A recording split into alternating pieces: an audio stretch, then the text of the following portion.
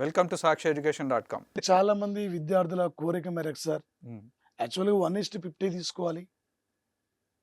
అయితే ఒక సభ్యుడు మేము చర్చిస్తున్నాం. 1:100 తీసుకునే యొక్క అవకాశం ఉంది అని అక్కడ సభ్యుడు కూడా నేను సుధీర్ అనే యొక్క పబ్లిక్ సర్వీస్ కమిషన్ యొక్క మెంబర్ నోటిఫికేషన్ కూడా వస్తుంది చెప్పడం జరిగింది.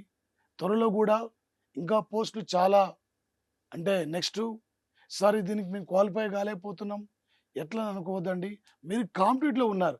రైతు పొలాన్ని దున్నుకుంటే రైతుకి ఎప్పుడు నష్టం వస్తో లాభం వస్తో తెలియదు, కానీ ఈ కాంపిటేటివ్ నమ్ముకుంటే ఏదో రోజు ఒక విజేతగా నువ్వు తిరిగి వెళ్తావు.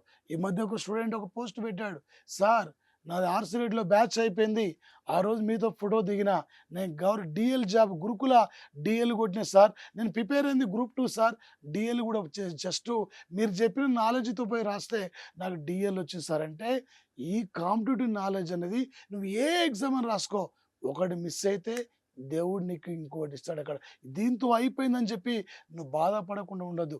ఈ ప్రిపరేషన్ మీరు ఇదే విధంగా మీరు కంటిన్యూ చేయండి. నెక్స్ట్ కాంపిటీషన్ 1:100 అంటే మళ్ళీ చాలామంది వస్తారు. అక్కడ రేపు అసలైంది మెయిన్స్ ఉంది. అక్కడ ఆ మెయిన్స్ని అక్కడ టైం కూడా ఇస్తారు మనకి. కాబట్టి మంచి బాగా ప్రాక్టీస్ చేయండి. ఒక ప్రామాణికమైన యొక్క పుస్తకాలు చూసుకోండి, ప్రామాణికమైన యొక్క క్లాసులు తీసుకోండి. ఇలా యూట్యూబ్లో యూట్యూబ్ చూసినా ఒక రకరకాల యొక్క ఈ క్లాస్ ఉంటే ఇప్పుడే మీకు జాబ్ వస్తుంది ఇట్లా చెప్పి మీరు మోసపోవద్దు. అక్కడ అందరూ కూడా మన ఏపీలో స్టూడెంట్స్ మోసపోయినారు.